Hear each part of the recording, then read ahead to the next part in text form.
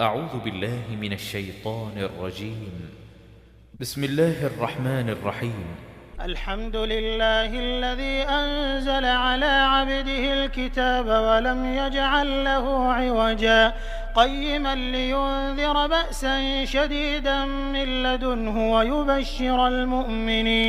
ويبشر المؤمنين الذين يعملون الصالحات أن لهم أجرا حسنا ماكثين فيه أبدا وينذر الذين قالوا اتخذ الله ولدا ما لهم به من علم ولا لآبائهم كبرت كلمة تخرج من أفواههم إن يقولون إلا كذبا فلعلك باخع نفسك على آثارهم إن لم يؤمنوا بهذا الحديث أسفا إنا جعلنا ما على الأرض زينة لها لنبلوهم أيهم أحسن عملا وإنا لجاعلون ما عليها صعيدا جرزا أم حسبت أن أصحاب الكهف والرقيم كانوا من آياتنا عجبا إذ أوى الفتية إلى الكهف فقالوا ربنا آتنا من لدنك رحمة وهيئ لنا من أمرنا رشدا فضربنا على آذانهم في الكهف سنين عددا ثم بعثناهم لنعلم أي الحزبين أحصى لما لبثوا أمدا نحن نقص عليك نبأهم بالحق إنهم فتية آمنوا بربهم وزدناهم هدى وربطنا على قلوبهم إذ قاموا فقالوا ربنا رب السماوات والأرض لن ندعو من دونه إلها لقد قلنا إذا شططا هؤلاء قومنا اتخذوا من دونه آلهة لولا يأتون عليهم بسلطان بين فمن أظلم ممن افترى على الله كذبا وإذ اعتزلتموهم وما يعبدون إلا الله فأووا إلى الكهف ينشر لكم ربكم من رحمته ويهيئ لكم من أمركم مرفقا وترى الشمس إذا طلعت تزاور عن كهفهم ذات اليمين وإذا غربت تقرضهم ذات الشمال وهم في فجوة منه ذلك من آيات الله من يهد الله فهو المهتد ومن يضلل فلن تجد له وليا مرشدا وتحسبهم أيقاظا وهم رقود ونقلبهم ذات اليمين وذات الشمال وكلبهم باسط ذراعيه بالوصيد لو اطلعت عليهم لوليت منهم فرارا ولملئت منهم رعبا وكذلك بعثناهم ليتساءلوا بينهم قال قائل منهم كم لبثتم قالوا لبثنا يوما أو بعض يوم قالوا ربكم أعلم بما لبثتم فابعثوا أحدكم بورقكم هذه إلى المدينة فلينظر أيها أزكى طعاما فليأتكم برزق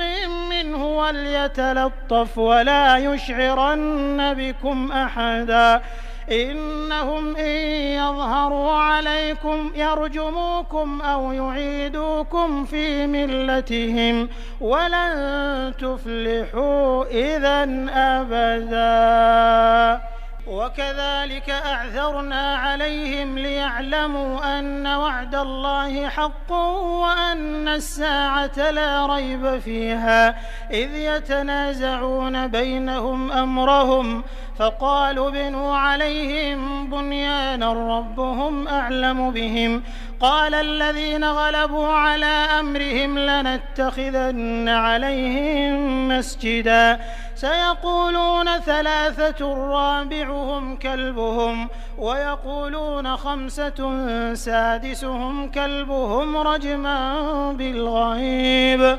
ويقولون 7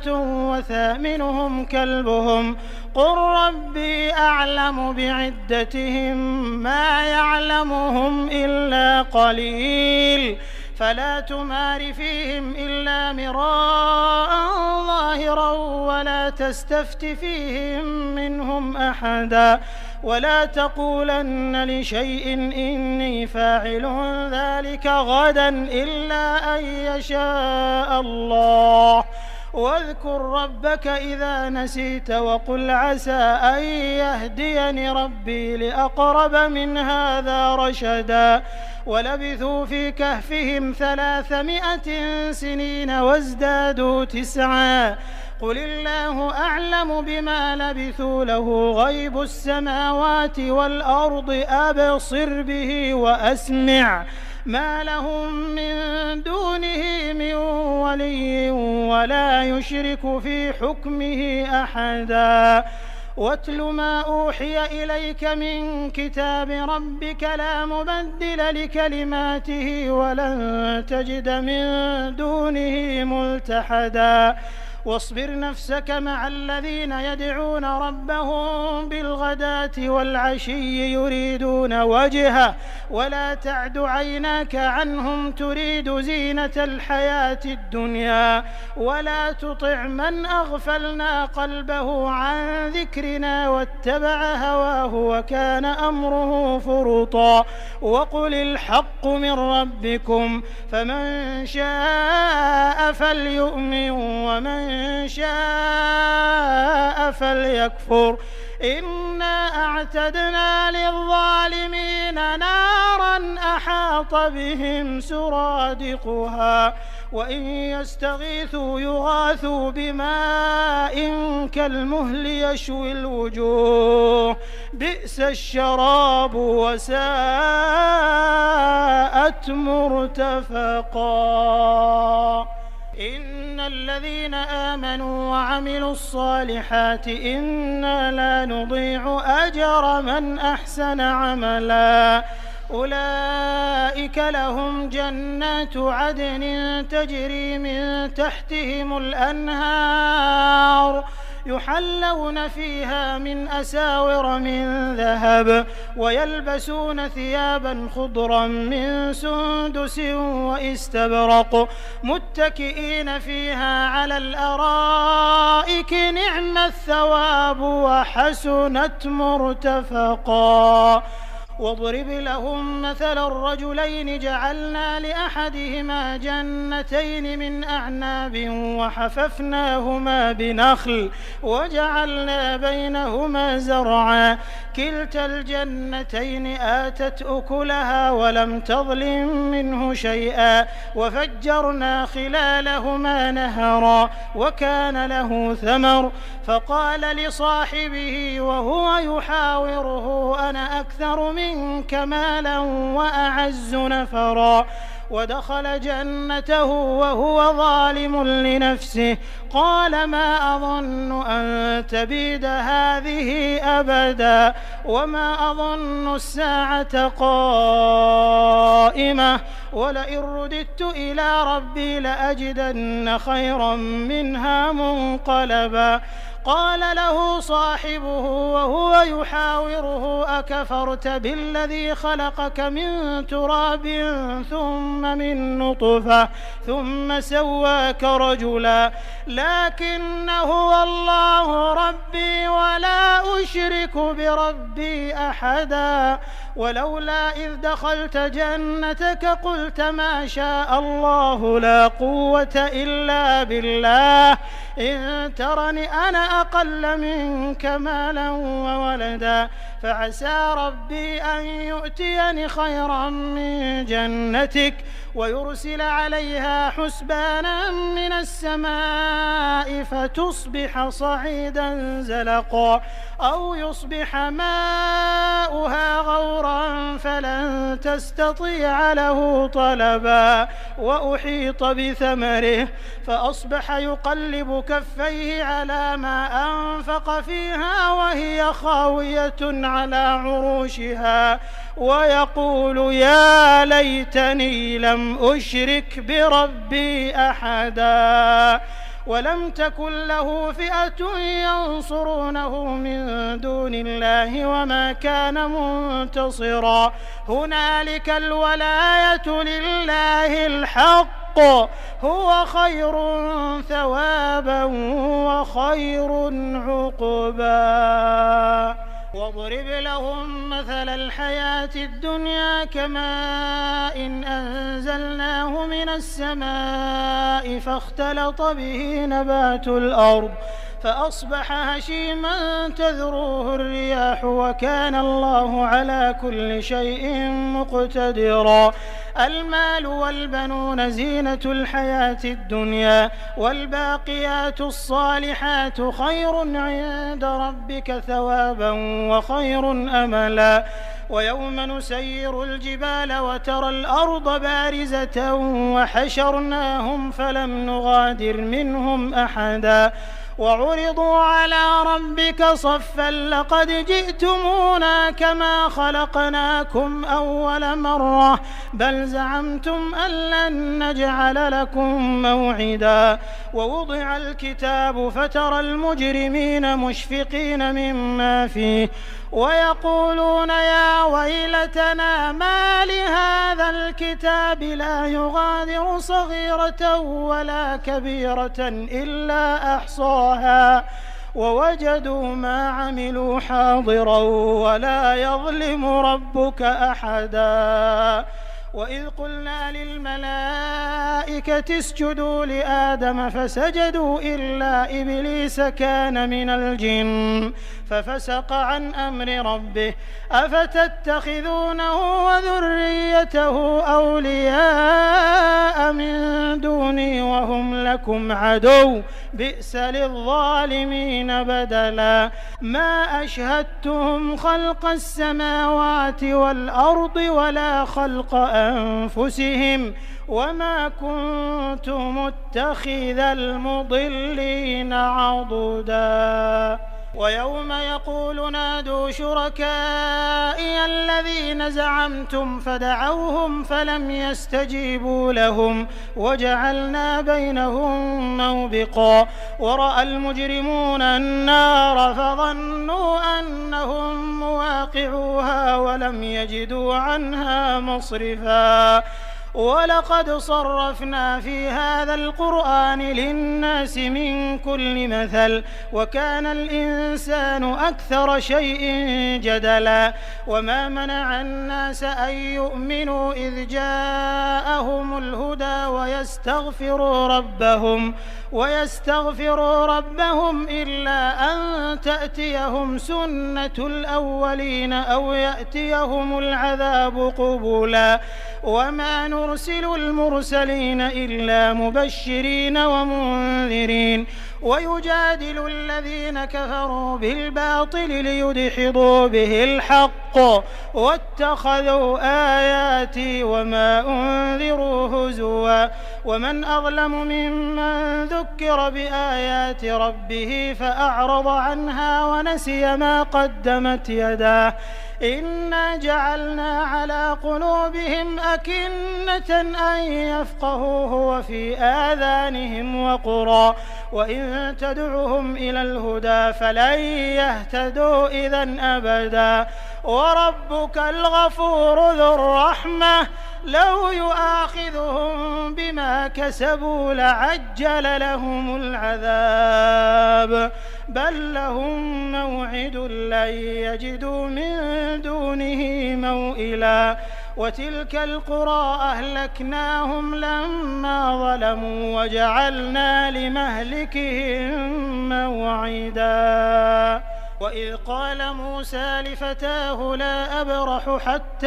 أبلغ مجمع البحرين أو أمضي حقبا فلما بلغا مجمع بينهما نسيا حوتهما فاتخذ سبيله في البحر سربا فلما جاوزا قال لفتاه آتنا غداءنا لقد لقينا من سفرنا هذا نصبا قال أرأيت إذ أوينا إلى الصخرة فإني نسيت الحوت وما أنسانيه إلا الشيطان أن أذكره واتخذ سبيله في البحر عجبا قال ذلك ما كنا نبغي فارتدا على آثارهما قصصا فوجدا عبدا من عبادنا آتيناه رحمة من عندنا وعلمناه من لدنا علما قال له موسى هل أتبعك على أن تعلمني مما علمت رشدا قال إنك لن تستطيع معي صبرا وكيف تصبر على ما لم تحط به خبرا قال ستجدني إن شاء الله صابرا ولا أعصي لك أمرا قال فإن اتبعتني فلا تسألني عن شيء حتى أحدث لك منه ذكرا فانطلقا حتى إذا ركبا في السفينة خرقها قال أخرقتها لتغرق أهلها لقد جئت شيئا إمرا قال ألم أقل إنك لن تستطيع معي صبرا قال لا تؤاخذني بما نسيت ولا ترهقني من أمري عسرا فانطلقا حتى إذا لقيا غلاما فقتله قال أقتلت نفسا زكية بغير نفس لقد جئت شيئا نكرا قال ألم أقل لك إنك لن تستطيع معي صبرا قال إن سألتك عن شيء بعدها فلا تصاحبني قد بلغت من لدني عذرا فانطلقا حتى إذا أتيا أهل قرية استطعما أهلها فأبوا أن يضيفوهما فوجدا فيها جدارا يريد أن ينقض فأقامه قال لو شئت لاتخذت عليه أجرا قال هذا فراق بيني وبينك سأنبئك بتأويل ما لم تستطع عليه صبرا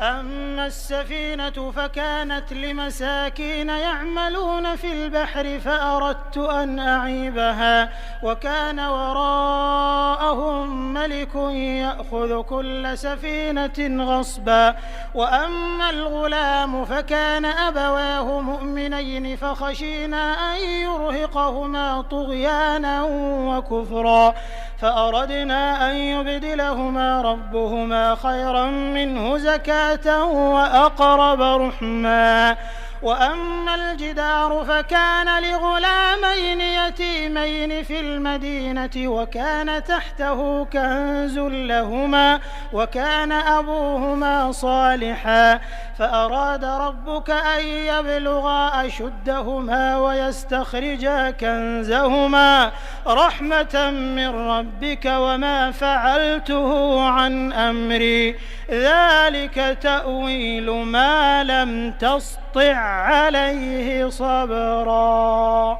ويسألونك عن ذي القرنين قل سأتلو عليكم منه ذكرا إنا مكنا له في الأرض وآتيناه من كل شيء سببا فأتبع سببا حتى إذا بلغ مغرب الشمس وجدها تغرب في عين حمئة ووجد عندها قوما قلنا يا ذا القرنين إما أن تعذب وإما أن تتخذ فيهم حسنا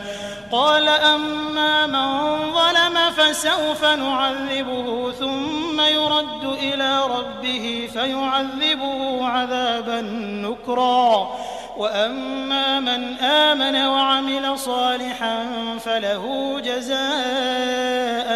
الحسنى وسنقول له من أمرنا يسرا ثم أتبع سببا حتى إذا بلغ مطلع الشمس وجدها تطلع على قوم لم نجعل لهم من دونها سترا كذلك وقد أحطنا بما لديه خبرا ثم أتبع سببا حتى إذا بلغ بين السدين وجد من دونهما قوما لا يكادون يفقهون قولا قالوا يا ذا القرنين إن يأجوج ومأجوج مفسدون في الأرض فهل نجعل لك خرجا على أن تجعل بيننا وبينهم سدا قال ما مكني فيه ربي خير فأعينوني بقوة أجعل بينكم وبينهم ردما آتوني زبر الحديد حتى إذا ساوى بين الصدفين قال انفخوا حتى إذا جعله نارا قال آتوني أفرغ عليه قطرا فما استطاعوا أن يظهروه وما استطاعوا له نقبا قال هذا رحمة من ربي فإذا جاء وعد ربي جعله دكاء وكان وعد ربي حقا وتركنا بعضهم يومئذ يموج في بعض ونفخ في الصور فجمعناهم